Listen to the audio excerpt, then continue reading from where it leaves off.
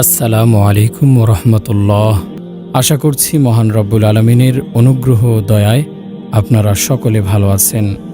জাহান্নামীরা শাফাআতের মাধ্যমে জাহান্নাম থেকে মুক্তি লাভ করবে, তবে সকল জাহান্নামী শাফাআত লাভের সৌভাগ্য অর্জন করবে না, বরং তারাই কেবল শাফাআত লাভ করবে যারা বিভিন্ন পাপকর্মে লিপ্ত হলেও আল্লাহর সাথে শিরকে লিপ্ত হবে না। হাদিসে এসেছে, আউফ ইবনু মালিক আশআরী রাদিয়াল্লাহু আনহু হতে বর্ণিত, তিনি বলেন, রাসূলুল্লাহ সাল্লাল্লাহু আলাইহি ওয়াসাল্লাম বলেছেন, আমার নিকটে আমার প্রতিপালকের পক্ষ থেকে একজন ফেরেশতা আসলেন এবং তিনি আমাকে দুটি বিষয়ের যে কোনো একটি গ্রহণের ইখতিয়ার প্রদান করলেন।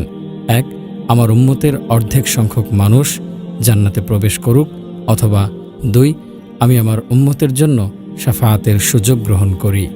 অতঃপর আমি শাফাআতের সুযোগ গ্রহণ করলাম, আর উহা ওই সকল লোকদের জন্য যারা আল্লাহর সাথে শিরক না করে মৃত্যুবরণ করেছে। পৃথিবীর সৃষ্টি লগ্ন থেকে শুরু করে কিয়ামত পর্যন্ত যত মানুষকে আল্লাহ সৃষ্টি করেছেন ও করবেন, তার মধ্যে একমাত্র মুহাম্মদ সাল্লাল্লাহু আলাইহি ওয়াসাল্লামই তার উম্মতের জন্য সর্বপ্রথম সুপারিশকারী হওয়ার মর্যাদা লাভ করবেন। হাদিসে এসেছে, আবু হুরায়রা রাদিয়াল্লাহু আনহু হতে বর্ণিত, তিনি বলেন, রাসূলুল্লাহ সাল্লাল্লাহু আলাইহি ওয়াসাল্লাম বলেছেন, আমি কিয়ামতের দিন আদম সন্তানের সর্দার হব। আমি প্রথম ব্যক্তি যাকে প্রথমে কবর থেকে ওঠানো হবে এবং আমি সর্বপ্রথম আল্লাহর নিকট সুপারিশ করব এবং প্রথম আমার সুপারিশই কবুল করা হবে। কিয়ামতের দিন রাসূলুল্লাহ সাল্লাল্লাহু আলাইহি ওয়াসাল্লামের সুপারিশ লাভের সবচেয়ে ভাগ্যবান ব্যক্তি সম্পর্কে হাদিসে বর্ণিত হয়েছে।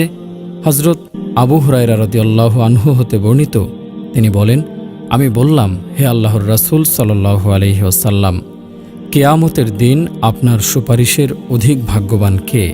তিনি বললেন, হে আবু হুরায়রা, আমি ধারণা করেছিলাম যে তোমার পূর্বে এ হাদিস সম্পর্কে আমাকে আর কেউ জিজ্ঞেস করবে না, কারণ জানার আগ্রহ তোমার মধ্যে আমি অধিক প্রত্যক্ষ করে থাকি। কিয়ামতের দিন আমার সুপারিশের অধিক ভাগ্যবান ওই ব্যক্তি যে ব্যক্তি অন্তরের অন্তঃস্থল থেকে বলবে, লা ইলাহা ইল্লাল্লাহ, অর্থাৎ আল্লাহ ব্যতীত কোনো সত্য ইলাহ নেই। অন্য হাদিসে বর্ণিত, অন্তরের অন্তঃস্থল থেকে লা ইলাহা ইল্লাল্লাহ বলার অর্থই হল সে যেমন আল্লাহ তাআলাকে একক ও অদ্বিতীয় বলে বিশ্বাস করবে, তেমনি আল্লাহর যাবতীয় বিধানকে যথাযথভাবে মেনে চলবে। আলোচনা হতে বোঝা গেল জাহান্নামে প্রবেশের মূল কারণ হল আল্লাহ তাআলার সাথে কুফরি করা। অতএব জাহান্নাম হতে মুক্তি লাভের প্রধান উপায় হল ঈমানের ৬টি আরকানের প্রতি বিশ্বাস স্থাপন করা এবং সৎকর্ম করা। আল্লাহ তাআলা বলেন, আল্লাযীনা ইয়াকুলুনা রব্বানা ইন্নানা আমান্না ফাগফির লানা যুনুবানা ওয়া কিনা আযাবান্নার, যারা বলে, হে আমাদের রব, নিশ্চয় আমরা ঈমান আনলাম, অতএব আমাদের পাপসমূহ ক্ষমা করুন এবং আমাদেরকে জাহান্নামের আযাব থেকে রক্ষা করুন।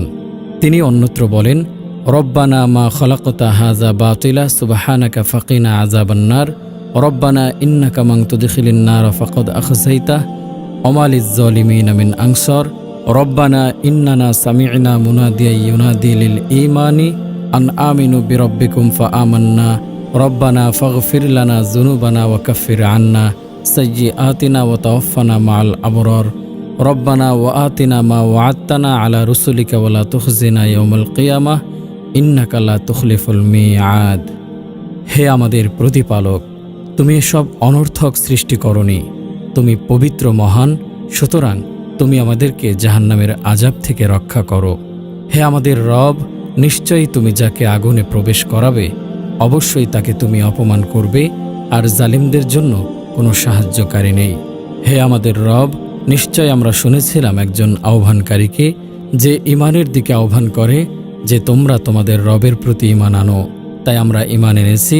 হে আমাদের রব, আমাদের গুনাহসমূহ ক্ষমা করুন এবং বিদরিত করুন আমাদের ত্রুটি বিচ্যুতি, আর আমাদেরকে মৃত্যু দিন নেককারদের সাথে। হে আমাদের রব, আর আপনি আমাদেরকে তা প্রদান করুন যার ওয়াদা আপনি আমাদেরকে দিয়েছেন আপনার রাসূলগণের মাধ্যমে, আর কিয়ামতের দিনে আপনি আমাদেরকে অপমান করবেন না, নিশ্চয়ই আপনি অঙ্গীকার ভঙ্গ করেন না। অত্র আয়াতসমূহ থেকে বোঝা যায় যে আল্লাহ তাআলার প্রতি ঈমান আনয়ন করাই জাহান্নাম থেকে মুক্তি লাভের প্রধান মাধ্যম, যা ব্যতীত কোনো নেক আমল আল্লাহ তাআলার নিকট গ্রহণ হবে না। অতএব প্রথমেই আল্লাহ তাআলার প্রতি ঈমান আনতে হবে, তারপর একমাত্র তার সন্তুষ্টি অর্জনের জন্য রাসূলুল্লাহ সাল্লাল্লাহু আলাইহি ওয়াসাল্লামের দেখিয়ে দেয়া পদ্ধতিতে ইবাদত করতে হবে। তাহলে কেবল আল্লাহ তাআলার নিকট ইবাদত কবুল হবে এবং তা জাহান্নাম থেকে মুক্তি লাভ করে জান্নাত লাভের ওসিলা হবে।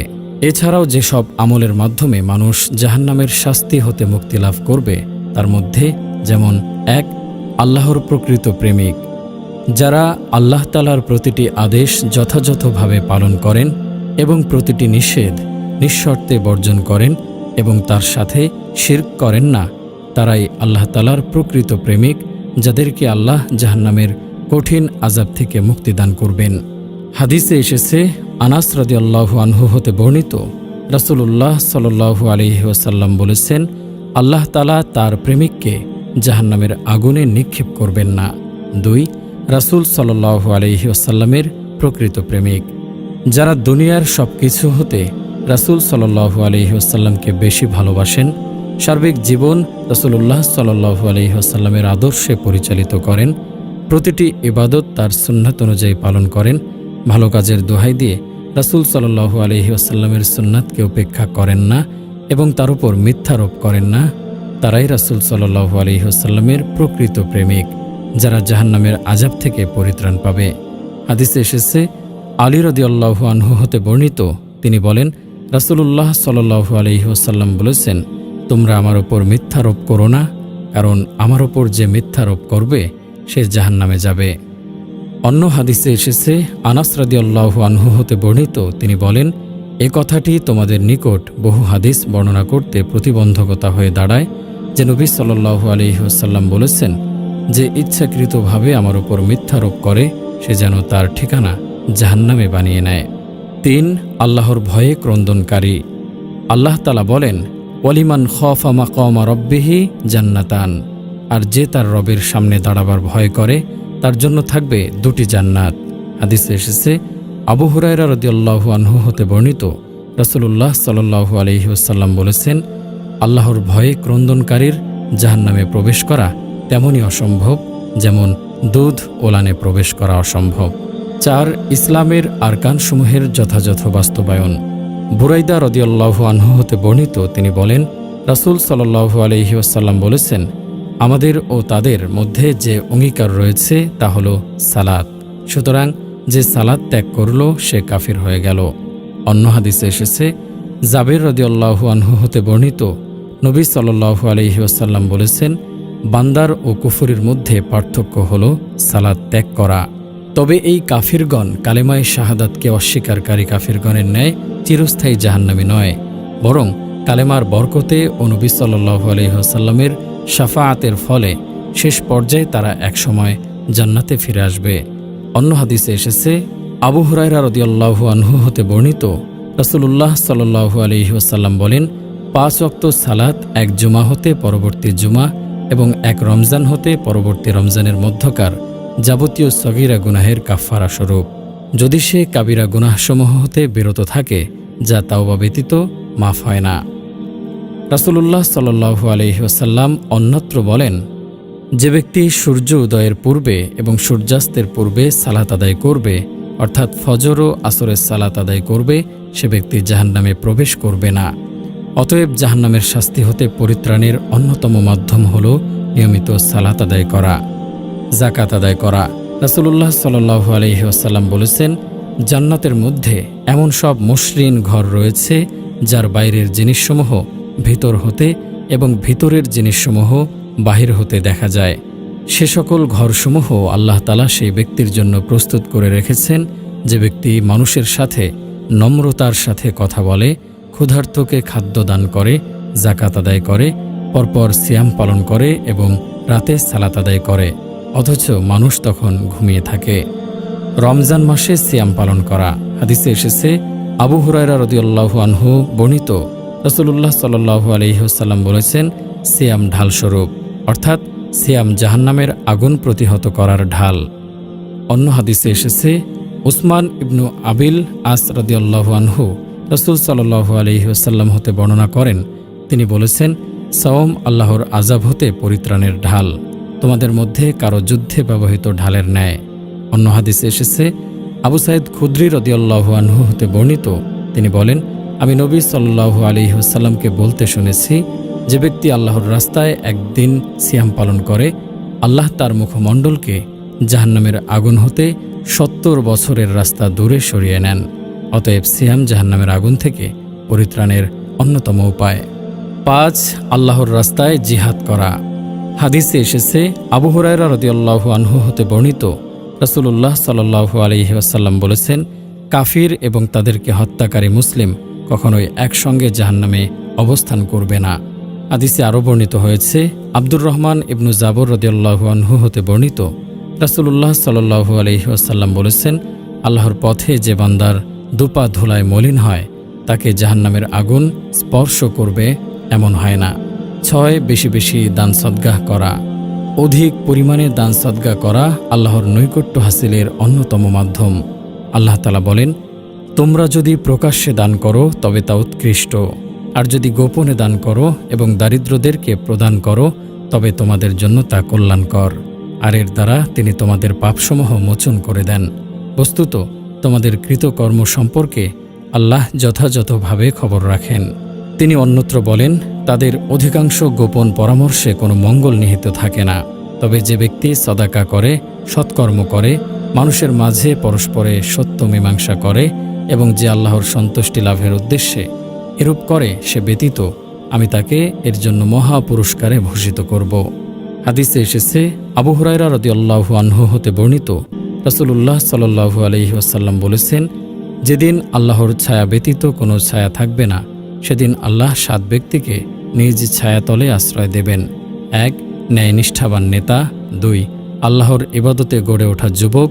৩. ওই ব্যক্তি যার অন্তর সবসময় মসজিদের সাথে ঝুলন্ত থাকে, তার মন সর্বদা মসজিদে যাওয়ার জন্য ব্যাকুল থাকে। ৪.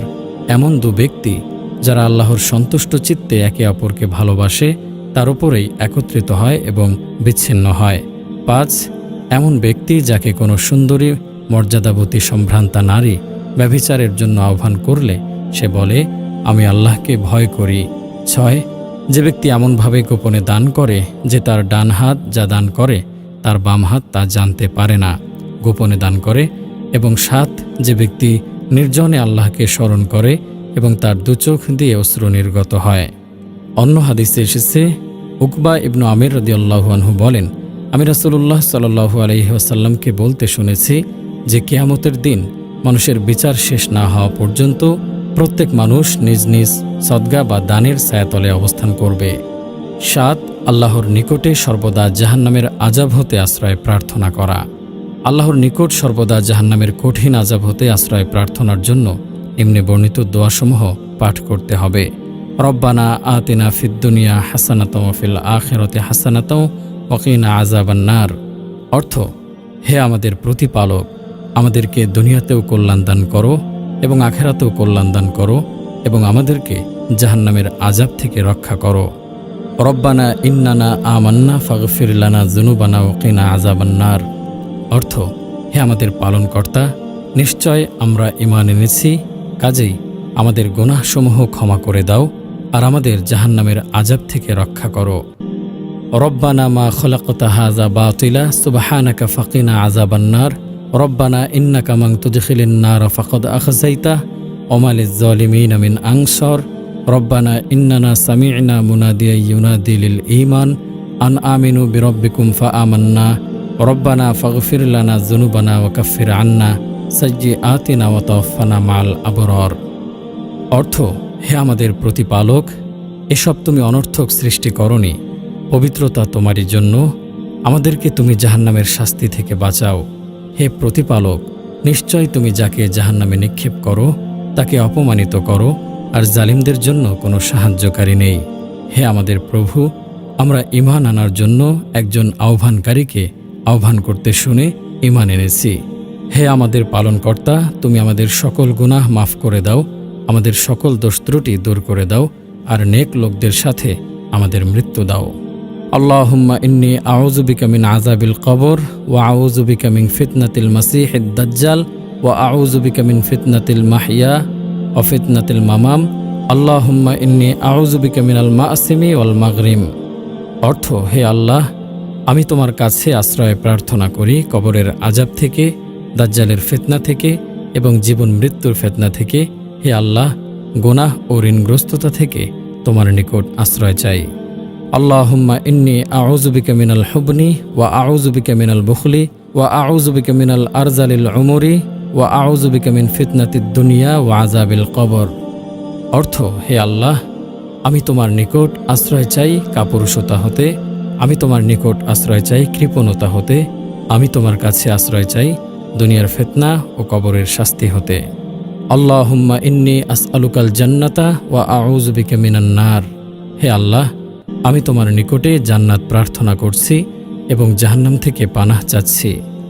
রব্বি কিনি আযাবাকা ইয়াওমা তাবআস ইবাদাক।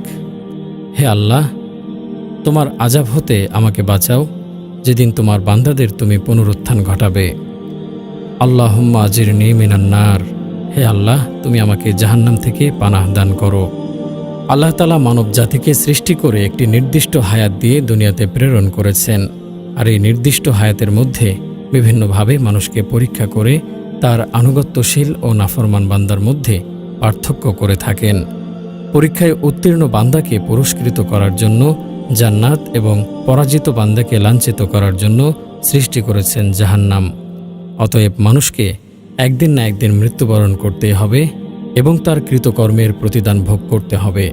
আল্লাহ তাআলা বলেন, কুল্লু নাফসিন যায়িকাতুল মাউত ওয়া ইন্নামা তুওয়াফাউনা উজুরাকুম ইয়াওমাল কিয়ামাতি ফামান যুহজিহা আনিন নারি ওয়া উদখিলাল জান্নাতা ফাকাদ ফাজ ওয়া মাল হায়াতুদ দুনিয়া ইল্লা মাতাউল গুরুর। প্রতিটি প্রাণী মৃত্যুর স্বাদ গ্রহণ করবে, আর অবশ্যই কিয়ামতের দিন তাদের প্রতিদান পরিপূর্ণভাবে দেয়া হবে। সুতরাং যাকে জাহান্নাম থেকে দূরে রাখা হবে এবং জান্নাতে প্রবেশ করানো হবে সেই সফলতা পাবে, আর দুনিয়ার জীবন শুধু ধোঁকার সামগ্রী। অতএব দুনিয়া একটি ক্ষণস্থায়ী জায়গা যার মূল্য আল্লাহর নিকট কিছুই নেই। হাদিসে এসেছে, মুস্তাওরিদ ইবনে সাদ্দাত রাদিয়াল্লাহু আনহু হতে বর্ণিত, তিনি বলেন, আমি রাসূল সাল্লাল্লাহু আলাইহি ওয়াসাল্লামকে বলতে শুনেছি, আল্লাহর শপথ, পরকালের তুলনায় দুনিয়ার উদাহরণ হলো তোমাদের মধ্যে কেউ তার শাহাদাত আঙ্গুলি বিশাল সমুদ্রের মধ্যে ডুবিয়ে দিল, অতঃপর তা উঠিয়ে দেখল তার আঙ্গুলে কতটুকু পানি লেগে আছে। অর্থাৎ বিশাল সমুদ্রের পানির তুলনায় যেমন আঙ্গুলে লেগে থাকা পানির কোনোই মূল্য নাই, তেমনি পরকালীন জীবনের তুলনায় দুনিয়াবী জীবনের কোনোই মূল্য নাই। অতএব স্মরণ রাখতে হবে যে সকলকেই একদিন মৃত্যুবরণ করতে হবে এবং পরকালে তার কৃতকর্মের প্রতিদানস্বরূপ জান্নাত ও জাহান্নামে প্রবেশ করানো হবে। সেখানে মানুষ চিরস্থায়ীভাবে বসবাস করবে, কখনোই মৃত্যুবরণ করবে না। সুতরাং পরকালীন জীবনই স্থায়ী জীবন, সেই জীবনে সুখ লাভের জন্য মৃত্যুর পূর্বেই সংশোধন হতে হবে। যাবতীয় পাপ কাজ ছেড়ে একমাত্র আল্লাহ তাআলার ইবাদত রাসূল সাল্লাল্লাহু আলাইহি ওয়াসাল্লাম প্রদর্শিত পদ্ধতিতে আদায় করতে হবে। আল্লাহ আমাদের জাহান্নামের ভয়াবহ শাস্তি হতে মুক্তি দিন। আমিন।